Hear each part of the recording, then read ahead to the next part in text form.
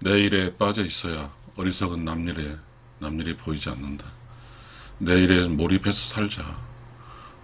어리석은 남들의 일로 힘들어하지 않기 위함이다.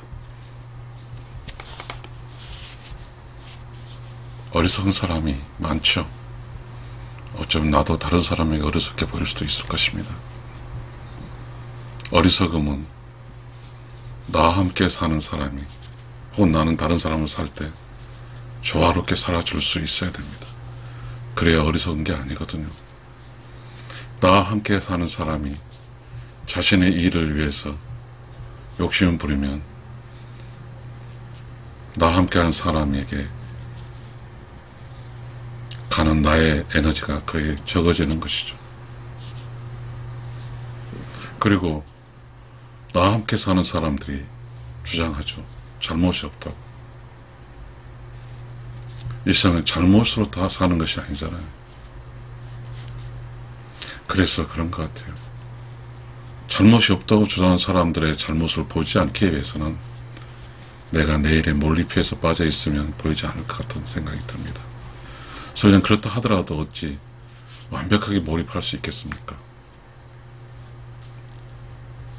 참 어려운 세상입니다. 우주에 이런 게 있죠. 물아일체란 말이 있습니다. 물아일체, 우주와 내가 한 몸이 됐다는 뜻입니다. 우주가 느낄 때 내가 어리석지 않다는 뜻입니다. 우주가 우주 일을 하면서 나의 어리석음을 보이지 않는다는 뜻입니다. 그래서 우주가 우주 일을 하면서 우주에 몰입하기 때문에 내가 어떤 행동을 하더라도 그것이 우주의 눈에 거슬리지 않는다는 뜻이죠. 다시 말하면 자연의 이치에 맞게 내가 살기 때문에 우주의 내면 속에 내가 있지 않습니다. 그러니까 우주가 느낄 때 물아일체가 되는 것이죠. 더더욱이 내가 자연과 일부가 되어서 자연의 이치대로 살았을 때 나는 무아가 되는 것입니다. 내가 없는 것이죠. 참 어려운 철학입니다. 무아인 것은 다른 사람의 행위가 모두 완전 연소가 되겠죠. 그건 다 맞는 것이죠. 공감하는 것이죠. 그래서 나에게 어떠한 위해적인 감정을 상할 수 있는 그런 에너지가 오지 않는 것이죠. 함께 산다는 것은 타인이 나의 행동으로 인해서 감정이 상하지 않게 사는 것이 무아로 사는 것이고 무아일체로 사는 것이거든요. 함께 살아가는 사람, 반드시 법적으로 함께 살아가는 사람이 있어요. 그런데 그 함께 사는 사람이 끊임없이 욕심을 가지고 행동을 해버리면 함께 살아가는 사람은 불편하거든요. 그 순간 무아에서 유아로 바뀌고 무아일체가 무너지는 것이죠. 그런데 계속해서 함께 사는 사람이 잘못이 없다고 자신의 시간을 다 써버리는 것이죠. 잘못한 게 무엇이냐 그러는 거죠. 나는 나라는 거죠. 그렇죠. 내가 하는데 내가 사는데 무슨 그렇게 이야기 함부로 하는 거죠. 그게 유아죠. 무아가 아니죠. 어찌됐든 내가 이 세상 살기 위해서는 나의 일에 완전 몰입해서 타인의 아주 어리석은 행동들이 내 눈에 들어오지 않게 내 자신의 완벽한 몰입이 필요한 시대인 것 같습니다.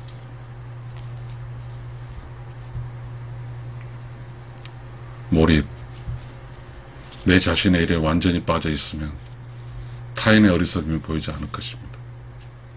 그러니 내가 지금 이렇게 힘들게 사는 것은 내가 나의 일에 몰입해서 살지 않는다는 뜻일 수 있겠습니다. 이 세상에 살아간다는 것이 정말 어렵습니다. 내가 나를 먹고 사는 것도 어렵지만 타인이 버릇없과 도덕도 없고 어떤 매너도 없는 그런 사람과 함께 살아가기가 더 힘듭니다. 그런데 이 세상은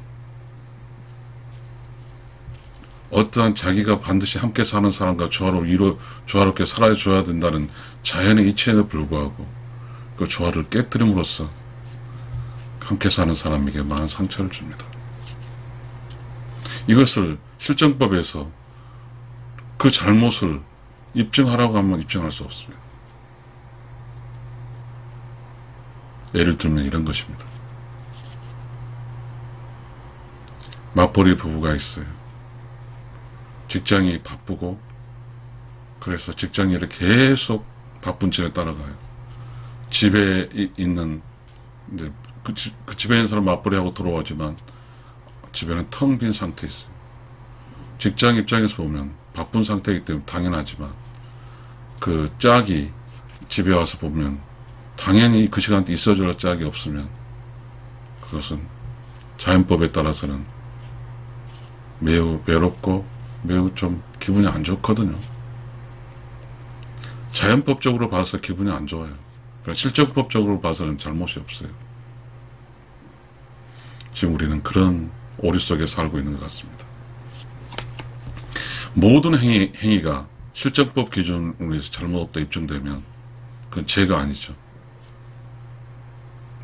그런가요? 그럼 자연법적으로 어떠한 이유로 기분이 굉장히 나쁘죠. 그러면 자연법적으로 사는 사람 입장에서는 힘들거든요. 기분이 상해지거든요. 기분이 상해서 문제 행동으로 나타나지 않으려고 매우 이렇게 웅크려 들고 하더라도 결국 화가 폭발하면 자연법이 폭발돼서 그 자연법 폭발로 인해서 실정법의 위배를 받아서 죄인이 되는 것이죠. 요즘 우리 사회는 특히 가족 분야에서는 가족 관계에서는 그런 일이 많이 발생하고 있는 것 같습니다. 제가 지금 이 강의를 하는 것은 이 이야기를 하는 것은 저도 포함되는 이야기입니다. 우리는 실정법과 자연법의 충돌 속에 있습니다. 우리는 자연법을 무시하고 살죠. 실정법은 지키려 살죠. 그러다 보니까 감정이 상한 겁니다. 도덕이 있고요. 그리고요, 철학적인 것이죠. 이 자연법은 관계적 법으로서 동양 철학에서 철학 범죄 있죠. 유교적인 질서죠. 유교적 질서와 자연법은 비슷합니다. 유가 부드러울 유 아니겠어요? 그러니까 이 세상 살아갈 때 조화로움이 아니겠어요? 조화롭게 지켜주면 되는 거죠. 자연법적인 어떤 거잖아요. 부모에게 효도하고 형제자매 우애있게 지내고 이게 인사상이거든요. 근데 실정법에서는 이 자연법에 지배하는 이 가정 내 가족과 가정 관계에서 어떤 사람이 함부로 자기 시간을 원 없이 쓰고 그럼 늦게 오고 근데 실정법에 어기지 않았어요. 전부 다 이 직장이 바쁘다고 매일 직장이 바쁘다고 회식하고 오고 이렇게 있어요. 그래서 많은 사람들이 자연법 속에 있는 가족들이 다 기분이 나빠 있는 상태거든요. 다 나빠 있어요. 지금 이런 우리가 실정법과 자연법 사이에서 다들 자연법 속에 있는 사람은 지금 다들 지금 병들어 있거든요.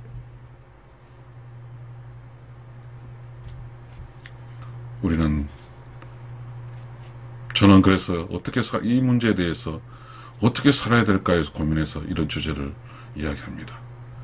내 일에 빠져 있어야 어리석은 남일이 보이지 않는다. 난 내 일에 몰입해 있어야 행동과 어떠한 그 좋은 매너도 없고 지 마음대로 살고 같은 짝에서 우리가 아닌 나라고 주장하는 그런 시건방진 것들을 끊임없이 받아들여야 하는 이 삶이 고달프지만 그래도 언젠가는 함께 사는 재미와 함께 사는 이유와 함께 행복해하는 이 그날을 기다리면서 그 모멸감과 그 기분 나쁨을 참는 거죠.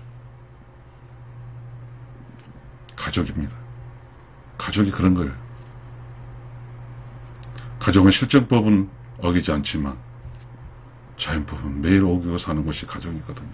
힘이 약해요. 시청자 여러분, 어떻게 살아야 될까요? 저는 이 문제에 대해서 이런 답을 내놓습니다. 내 일에 빠져 있어야 어리석은 남일이 보이지 않는다. 내일에 몰입해 살자. 어리석은 남들의 일로 힘들어하지 않기 위함입니다. 감사합니다.